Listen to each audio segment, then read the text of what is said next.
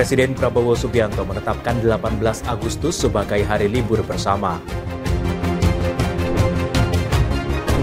Abolisi Tom Lembong dan amnesti Hasto Kristianto. Presiden Prabowo ingin ciptakan persaudaraan. Razia Pak Ogah diwarnai aksi kejar-kejaran. Halo, selamat petang pemirsa. Anda menyaksikan Berita Nasional Petang edisi 1 Agustus 2025. Selain beberapa informasi tadi, kami juga masih mempunyai beragam informasi menarik lainnya. Bersama saya Ishakan, kita simak Berita Nasional Petang selengkapnya.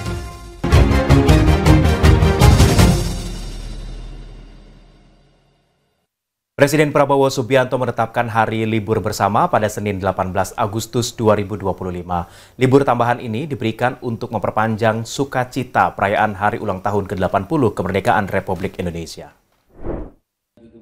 Presiden Prabowo Subianto menetapkan Senin 18 Agustus 2025 sebagai hari libur bersama sehari setelah peringatan Hari Ulang Tahun ke-80 Kemerdekaan Republik Indonesia.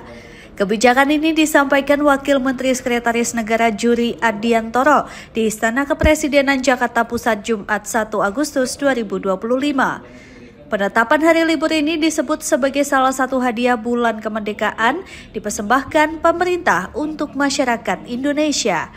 Pemerintah ingin memberikan ruang bagi masyarakat untuk merayakan kemerdekaan dengan lebih meriah. Dengan diliburkannya hari Senin setelah upacara kemerdekaan, masyarakat diharapkan bisa menggelar berbagai kegiatan seperti lomba dan perayaan memeriahkan suasana kemerdekaan di lingkungan masing-masing. Pemerintah mendorong agar lomba-lomba dan kegiatan tradisional yang menyemarakan HUT ke-80 Republik Indonesia dihidupkan kembali. Tujuannya untuk membangun rasa kebersamaan, menumbuhkan kreativitas, dan semangat optimisme menuju bangsa yang maju dan sejahtera. Pemerintah akan menjadikan 18 Agustus 2025 satu hari setelah upacara peringatan Detik Proklamasi, Pesta Rakyat, Karnaval Kemerdekaan, hari Senin tanggal 18 Agustus 2025 sebagai hari yang diliburkan. Hal ini memberi keleluasaan dan kesempatan bagi masyarakat untuk menggelar perlombaan dan kegiatan lain dalam menyemarakan peringatan HUT RI. Dari Jakarta, Ajeng Tiara Galuh Anggara, Berita Nasional TV. Membangun kebersamaan dan mendorong kreativitas untuk menjadi bangsa yang sejahtera dan maju. Jadi kami juga mengimbau Ya, untuk memeriahkan Hari Ulang Tahun ke-80 Kemerdekaan Republik Indonesia, pemerintah memberikan diskon tarif angkutan umum di Jakarta. Seluruh moda transportasi publik hanya ditarif Rp80 pada 17 Agustus mendatang. Pemerintah memberikan kado spesial untuk masyarakat di momentum Hari Kemerdekaan. Pada 17 Agustus 2025, seluruh angkutan massal publik di Jakarta akan menerapkan tarif hanya Rp80. Kebijakan ini berlaku untuk Jaklingko, Transjakarta, LRT, MRT, hingga KRL. Tarif Rp80 tersebut merupakan simbol dari peringatan Hari Ulang Tahun ke-80 Republik Indonesia. Wakil Menteri Sekretaris Negara Juri Ardiantoro menjelaskan diskon tarif ini merupakan salah satu bentuk apresiasi dan hadiah dari pemerintah untuk warga ibu kota. Dengan tarif terjangkau ini, pemerintah berharap masyarakat dapat lebih nyaman merayakan kemerdekaan dan semakin giat menggunakan angkutan massal. Pada tanggal 17 Agustus 2025, semua angkutan massal publik di Jakarta, baik Jaklingko, Transjakarta, LRT, MRT, dan KRL akan diberlakukan tarif hanya Rp80. Jadi mau menggunakan angkutan publik di Jakarta apa saja tarifnya hanya Rp80. Dari Jakarta, Berita Nasional TV. Kita beralih ke informasi lain, pemirsa. Mantan Menteri Perdagangan terlibat korupsi gula, Tom Lembong, ini mendapat abolisi. Bersamaan, Sekjen PDIP Hasto Kristianto yang tersandung kasus suap memperoleh amnesti dari Presiden Prabowo Subianto. Prabowo menginginkan terciptanya rasa persaudaraan antar semua elemen masyarakat. Mantan Menteri Perdagangan divonis pengadilan melakukan korupsi gula, Thomas Trikasih Lembong alias Tom Lembong mendapat abolisi. Secara bersamaan, Sekretaris Jenderal PD Perjuangan Hasto Kristianto divonis 3,5 tahun penjara kasus suap memperoleh amnesti dari Presiden Prabowo Subianto. Hal tersebut disampaikan Wakil Ketua Dewan Perwakilan Rakyat Sufmi Dasko Ahmad usai menggelar rapat konsultasi dengan unsur pemerintah pada Kamis 31 Juli 2025. Perwakilan pemerintah hadir dalam rapat adalah Menteri Hukum Supratman Andi Aktas dan Menteri Sekretaris Negara Prasetyo Hadi. Dasko menyatakan lembaganya menyetujui pemberian abolisi ke Tom Lembong dimohonkan Presiden Prabowo Subianto. Surat permohonan Kepala Negara dibuat pada 30 Juli 2025. Selain memberikan persetujuan terhadap abolisi kepada Tom Lembong, DPR juga menyetujui usulan Kepala Negara memberikan amnesti kepada 1.116 orang, salah satunya ke Hasto Kristianto. R43 Pres 07 2025 tanggal 30 Juli 2025 atas pertimbangan persetujuan DPR RI tentang pemberian abolisi terhadap saudara Tom Lembong. Yang kedua adalah pemberian persetujuan atas dan pertimbangan atas Surat Presiden nomor 42 Pres 07 2025 tanggal 30 Juli 2025 tentang amnesti terhadap 1.116 orang yang telah terpidana diberikan amnesti, termasuk saudara Hasto Kristianto. Menteri Hukum Supratman Andi Aktas menyatakan pertimbangan memberikan abolisi untuk Tom Lembong dan amnesti ke Hasto Kristianto demi kepentingan bangsa dan negara. Andi mengatakan Presiden Prabowo menginginkan terciptanya rasa persaudaraan antara semua elemen masyarakat. Jadi surat permohonan Menteri Hukum kepada Bapak Presiden untuk pemberian amnesti dan abolisi saya yang tanda tangan. Nah, karena itu saya ingin sampaikan pertimbangannya sekali lagi dalam pemberian abolisi ataupun amnesti, itu pasti pertimbangannya demi kepentingan bangsa dan negara. Berpikirnya tentang NKRI. Presiden Prabowo Subianto turut menandatangani surat permohonan pemberian abolisi dan amnesti. Selain itu, menurut Andi, Prabowo sempat meminta untuk memberikan amnesti ke terpidana dari berbagai macam kasus. Tim Liputan Berita Nasional TV. Ya, Wakil Ketua DPR RI Sufmi Dasko Ahmad mengatakan langkah PPATK memblokir sementara rekening tidak aktif justru melindungi nasabah perbankan. Dan berikut pernyataan dari Dasko. Wakil Ketua DPR RI Sufmi Dasko Ahmad menyampaikan langkah Pusat Pelaporan dan Analisis Transaksi Keuangan atau PPATK memblokir sementara rekening dorman untuk tidak aktif justru sebagai bentuk perlindungan terhadap nasabah perbankan. Pernyataan ini disampaikan Dasko setelah pihaknya melakukan konfirmasi langsung kepada PPATK mengenai kebijakan yang sempat memicu polemik di publik tersebut. Bahwa PPATK justru ingin melindungi rekening-rekening nasabah yang diduga dorman. Karena rekening-rekening nasabah yang diduga dorman itu yang namanya uang administrasi itu tetap diambil, tetapi kemudian bunga-bunga yang dibayar itu tidak diberikan. Itu hak nasabahnya tidak diberikan. Dasko mengungkapkan PPATK menemukan sejumlah rekening tidak aktif yang diduga terkait dengan aktivitas kejahatan, salah satunya judi online. Karena itu, rekening-rekening tersebut dibekukan sementara untuk menunggu konfirmasi dari pemiliknya. Sebelumnya, PPATK mengumumkan membuka kembali lebih dari 28 juta rekening dorman yang sebelumnya dibekukan sementara. Rekening dorman adalah rekening bank tidak aktif dalam jangka waktu lama, biasanya sekitar 3 hingga 12 bulan. Tim Liputan Berita Nasional TV. Satgas Pangan Kabupaten Bekasi, Jawa Barat melakukan inspeksi mendadak atau sidak di sejumlah pasar dan swalayan. Hasilnya, tim menemukan beras curah dikemas ulang menjadi kemasan premium berbagai merek. Satgas Pangan Kabupaten Bekasi melakukan kunjungan mendadak atau sidak di pasar modern di wilayah Tambun Selatan, Kabupaten Bekasi, Jawa Barat.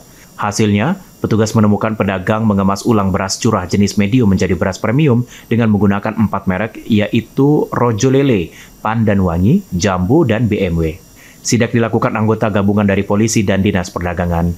Di sini petugas memberikan pengetahuan kepada masyarakat jika menemukan praktik kecurangan berulang-ulang, maka akan mengambil tindakan tegas. Ya, kami sih berharap untuk di level penjual di pasar bisa dengan edukasi ini mereka sudah menghentikan kegiatannya. Tapi apabila yang kapasitas besar sampai dengan tonase atau mungkin distributor langsung yang masuk ke Bekasi, ya kita laksanakan penyiaran. Yang rata-rata yang mereka lakukan adalah mengemas kembali beras curah yang mereka beli di Cipinang. Itu kan ada indikasi kemungkinan untuk bisa melakukan oplosan, tapi baru indikasi. Usai melakukan kunjungan di pasar modern, selanjutnya petugas bergerak ke pasar tradisional. Tim Satgas Pangan mengambil sampel beras berbagai merek untuk diteliti di laboratorium. Muhammad Ridwan, Berita Nasional TV. Kami akan kembali usai jeda, tetaplah bersama kami.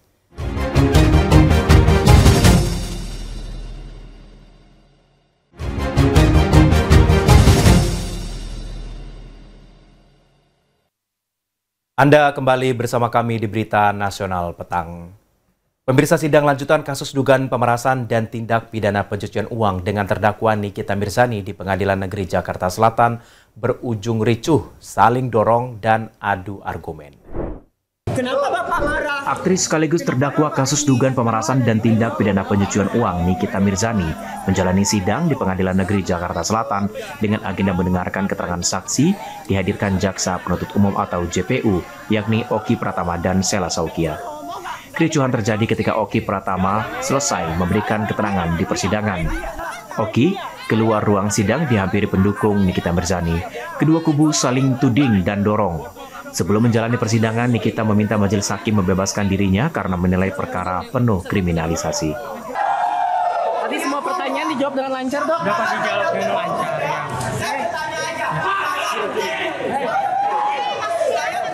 Turunin. Nggak boleh kayak gini.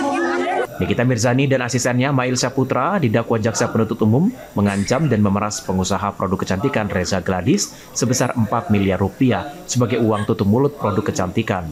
Sidang dilanjutkan pekan depan. Tim Liputan, Berita Nasional TV. Puluhan orang di Bekasi, Jawa Barat menjadi korban penipuan transaksi jual beli Vespa. Total kerugian mencapai 1,5 miliar rupiah. Pengakuan korban mentransfer uang namun kendaraan tak kunjung datang. Pelaku merupakan pemilik bengkel yang diduga menjual motor konsumen saat direstorasi.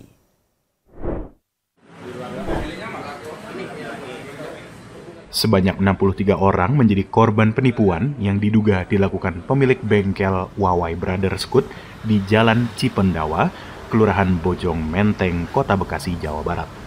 Suasana bengkel tutup sejak kasus ini terungkap dan poster penyitaan oleh bank terpasang di dinding bangunan. Modus penipuan berawal saat pemilik bengkel Ahmad Wahyu Pribadi menawarkan jual beli Vespa antik melalui transfer uang pembelian. Namun setelah uang dikirim, kendaraan tak pernah sampai ke pembeli. Pelaku juga diduga menjual motor konsumen yang sedang direstorasi, bahkan ada yang dijual secara eceran. Kerugian korban bervariasi antara 26 juta hingga 200 juta rupiah. Korban tidak hanya dari Bekasi, namun juga berasal dari Bogor, Makassar, hingga Riau. Salah satu korban mengungkapkan penipuan terjadi sejak Maret lalu. Meski dijanjikan pengembalian uang, hingga kini janji tersebut tak pernah terwujud. Akhirnya, para korban melaporkan kasus ini ke polisi, sementara pelaku dilaporkan kabur. Untuk korban, sampai saat ini tercatat itu terakhir bulan lalu itu bulan Juni di angka 63 orang. Dan untuk kerugiannya secara nominal dari nominal uang rupiah yang ditransfer maupun cash gitu, kurang lebih 1,5 M setelah perhitungan dari teman-teman korban. Kini kasus penipuan ini sedang dalam penanganan Satreskrim Polres Metro Bekasi Kota. Dari Bekasi, Jawa Barat, Tim Liputan Berita Nasional TV. Gudang tempat penyimpanan jutaan butir obat keras terlarang di kawasan perumahan elit Mekarwangi, Kota Bandung, Jawa Barat digerebek polisi. Hasilnya barang bukti berupa 1.200.000 butir berbagai jenis obat keras terlarang disita. Penggerebekan rumah yang dijadikan gudang penyimpanan obat keras terlarang di kawasan perumahan elit Mekarwangi, Kota Bandung, Jawa Barat merupakan hasil dari penyelidikan terhadap seorang pengecer. Berbekal informasi dan membuntuti salah satu pengecer, Satres Narkoba Polrestabes Bandung akhirnya menemukan gudang tempat penyimpanan obat keras terlarang. Dari lokasi gudang penyimpanan tersebut, Kapolrestabes Bandung Kombes Pol Budi Sartono mengatakan polisi menyita barang bukti 1.200.000 butir berbagai jenis obat keras terlarang, mulai dari Heximer, Tramadol, Dextro, Pil Double Y, serta Trihexyphenidyl. Namun dalam penggerebekan tersebut, pemilik gudang melarikan diri melalui pintu belakang saat dirinya mengetahui kedatangan petugas. Atas kinerja Kapolrestabes beserta Pangkasat Narkoba yang bisa menangkap bandar narkoba, apalagi sampai rekor besar ini sampai 1,2 juta obat yang bisa ditangkap ini. Saya terus terang berterima kasih kepada Kapolrestabes dan kepada Pangkasat Narkoba sudah bisa menyelamatkan anak-anak muda, berarti jutaan orang. Karena satu aja bisa memabukkan, bisa membuat kekacauan, apalagi ini jutaan ditangkap. Sementara itu, menurut Wakil Wali Kota Bandung Erwin, sangat mengapresiasi atas pengungkapan berbagai jenis obat keras terlarang. Selain menyita barang bukti jutaan butir obat keras terlarang, polisi juga menyita 1 unit mobil serta motor pemilik gudang yang berhasil melarikan diri. Saat ini Satres Narkoba Polrestabes Bandung masih terus melakukan pendalaman dan mengejar pemilik gudang yang berhasil melarikan diri. Dari Bandung, Jawa Barat, Tim Liputan Berita Nasional TV. Sementara itu, Polres Metro Jakarta Selatan bersama dengan Imigrasi Jakarta Selatan mengungkap sindikat penipuan online scamming. Ada 11 warga negara asing dan barang bukti berupa peralatan scamming disita oleh petugas. Kasus ini terungkap setelah adanya laporan dari masyarakat terkait aktivitas mencurigakan di salah satu rumah di kawasan Cilandak, Jakarta Selatan. Petugas kepolisian dibantu oleh petugas imigrasi Jakarta Selatan langsung mendatangi lokasi dan berhasil mengamankan sejumlah orang yang diduga warga negara Tiongkok. Tak hanya itu, di dalam rumah tersebut, tim Satreskrim Polres Jakarta Selatan juga menemukan sejumlah barang bukti berupa telepon seluler, perangkap laptop, puluhan kartu SIM, serta terminal USB. Sementara suasana rumah tertutup rapat dipasangi alat peredam. Dari penyelidikan sementara, tindak pidana yang dilakukan para warga negara Tiongkok ini merupakan penipuan scamming. Mereka berada di Indonesia selama 5 bulan. Modus yang dilakukan para warga negara asing yaitu berpura-pura sebagai anggota kepolisian Tiongkok. Mereka menelpon korban yang sebagian para pengusaha seolah-olah sedang terjerat kasus di negeri jiran. Untuk meyakinkan korban, pelaku sengaja melakukan panggilan video dengan menggunakan seragam kepolisian distrik Puchang, Wuhan, Tiongkok. Mereka melakukan kejahatan online scam ini, kemungkinan korban-korbannya ada di negara asal mereka. Dan sampai saat ini kami melakukan penyelidikan, sampai saat ini kalau ada korban di Indonesia tolong disampaikan kepada kami supaya kami bisa melakukan tindakan selanjutnya terhadap ke-11 orang yang diamankan ini. Para pelaku penipuan ini langsung diserahkan ke Imigrasi Jakarta Selatan untuk penanganan lebih lanjut. Sindikat penipuan melalui media elektronik atau online scam dijerat pasal keimigrasian sebagaimana dimaksud dalam Undang-Undang Nomor 1 Tahun 2024 dan Undang-Undang Nomor 11 tentang ITE serta pasal 378 KUHP tentang penipuan.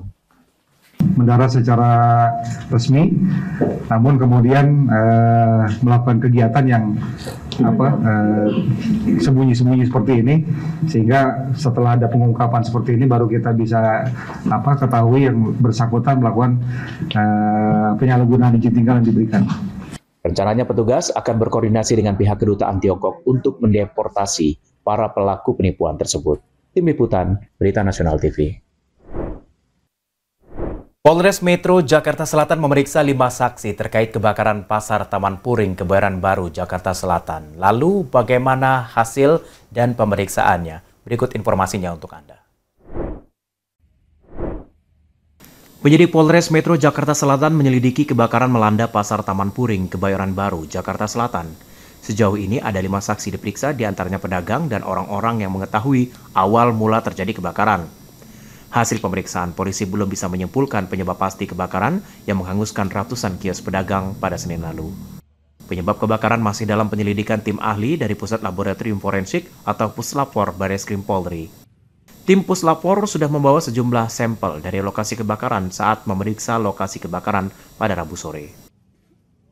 Jadi kami menunggu hari ini dari ahli sedang bekerja. Kami menunggu hasilnya apakah penyebab dari kebakaran itu apa. Untuk kepentingan penyelidikan, lokasi kebakaran dipasang garis polisi. Pedagang belum bisa memasuki area pasar. Tim Liputan, Berita Nasional TV. Kami akan kembali usai jeda, tetaplah bersama kami di Berita Nasional Petang.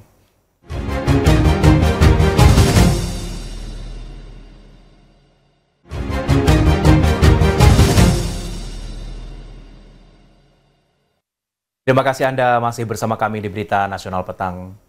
Pemirsa, razia pemandu parkir liar atau akrab disapa dengan Pak Ogah diwarnai aksi kejar-kejaran di Sawah Besar, Jakarta Pusat. Pak Ogah berusaha melarikan diri dari kejaran petugas. Hasil razia, 11 orang diamankan lalu dibawa ke panti sosial.